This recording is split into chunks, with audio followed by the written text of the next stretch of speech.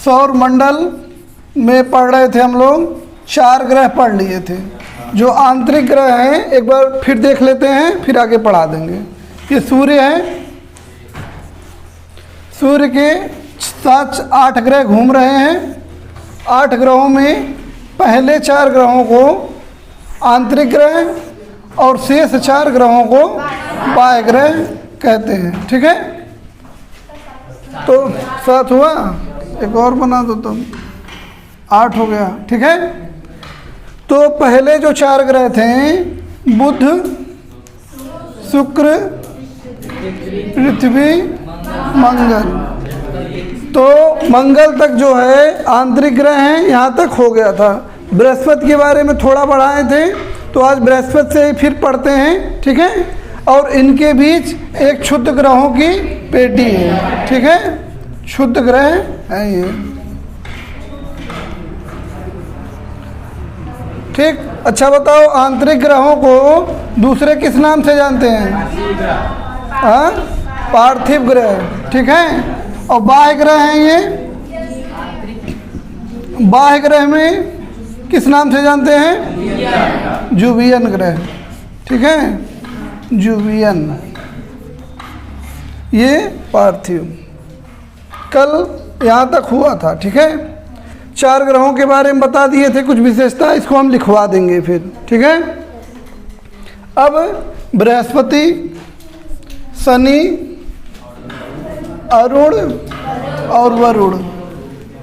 ठीक है, 4 ग्रह हैं, इनके बारे में बहुत ज़्यादा अध्ययन करने की ज़रूरत नहीं है।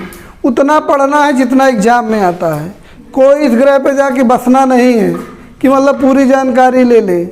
तो जितना क्वेश्चन जितने तरह का बनता है उतना उतना हम लोग पढ़ लेंगे ताकि हमारा काम चल जाए। ठीक,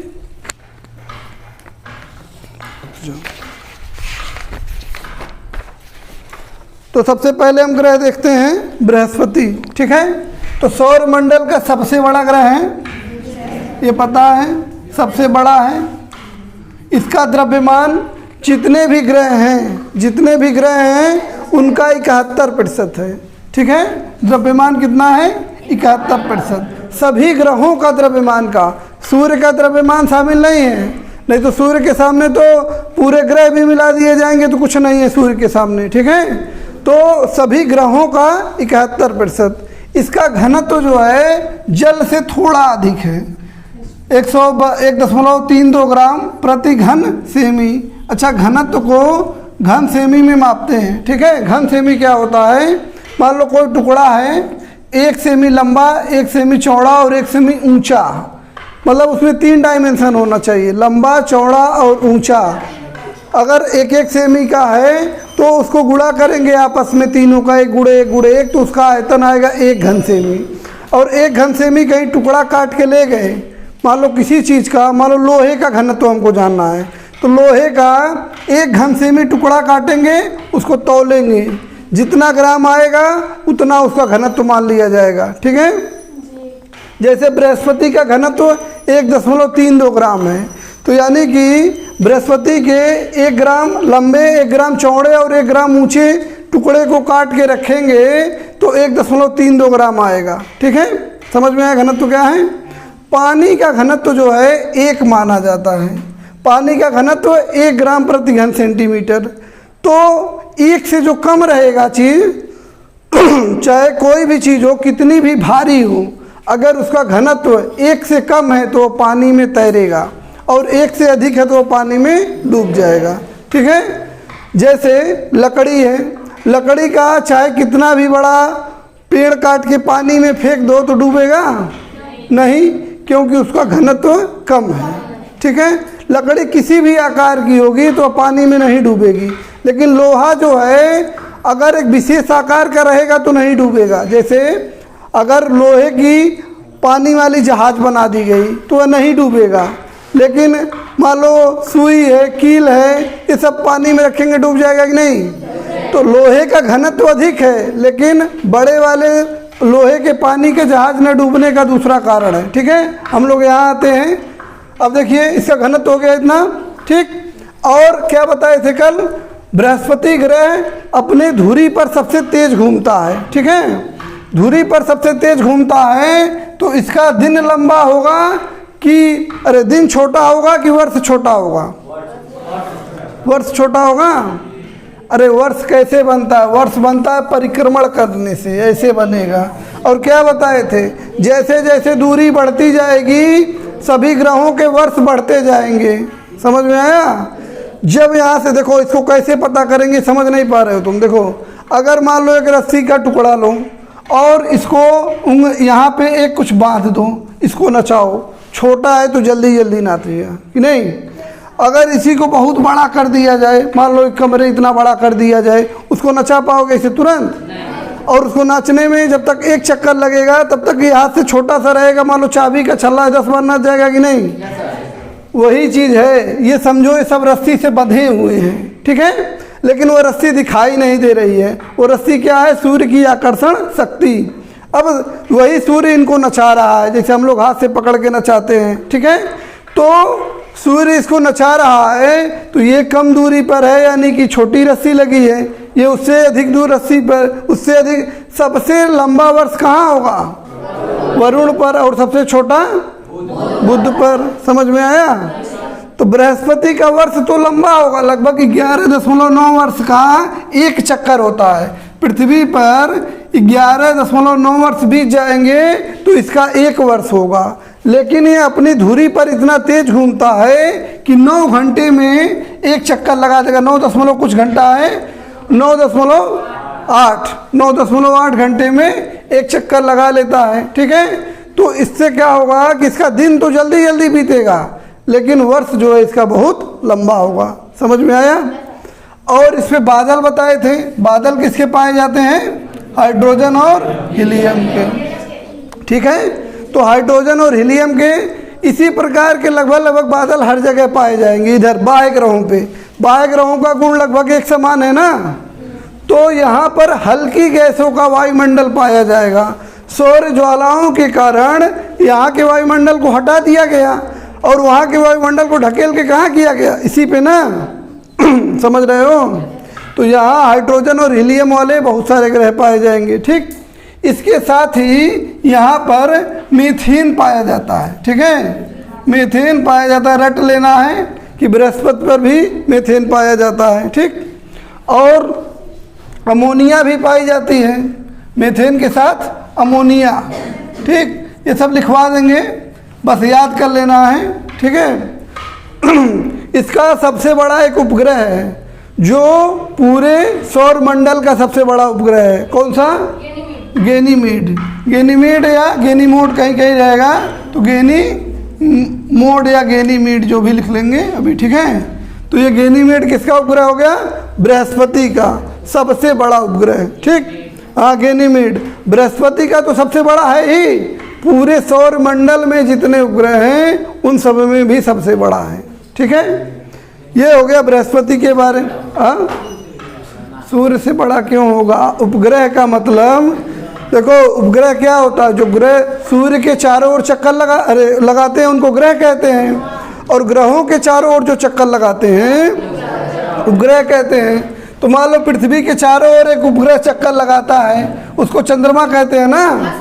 तो ऐसे ही सब ग्रहों पे चंद्रमा है, सिर्फ 2 को छोड़कर, बुध और शुक्र, बाकी सब ग्रहों के चंद्रमा है।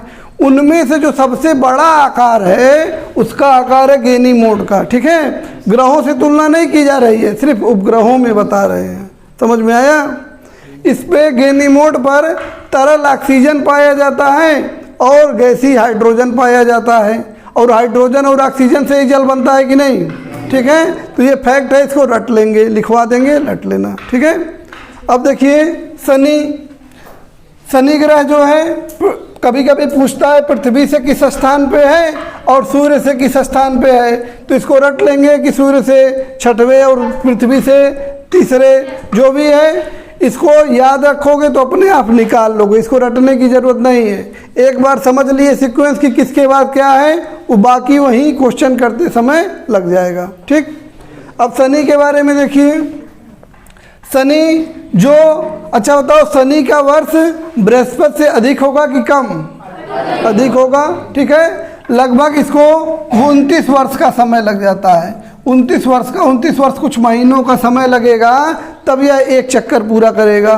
ठीक है, इसका घनत्व जो है, एक सबसे इम्पोर्टेंट जो क्वेश्चन पूछता है शनि का, इसका घनत्व 0.687 ग्राम प्रति घन सेमी है।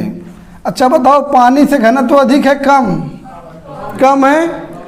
और पानी से कम है तो ये पानी में तैरेगा कि डूब जाएगा? तैरेगा ना। तो यही क्वेश्चन पूछता है कि ऐसा कौन सा ग्रह है जिसको महासागर पर रख दिया जाए तो वह तैरेगा? शनि। समझ गए ना? क्यों? क्योंकि इसका घनत्व कम है। ठीक है। अगर मान लो इसी क्वेश्चन को घुमा के पूछ दिया, मतलब वही तरीका बदल दिया कि निम्न में से खरास हुए, निम्न में से किसका घनत्व जो है सबसे कम है, तब भी शनि होगा उत्तर। ठीक, इसी को दूसरे तरह से भी पूछा जा सकता है। और देखिए, शनि के वायुमंडल में मीथेन पाया जाता है। ठीक है, और शनि का जो सबसे बड़ा उपग्रह है उसका नाम है टाइटन।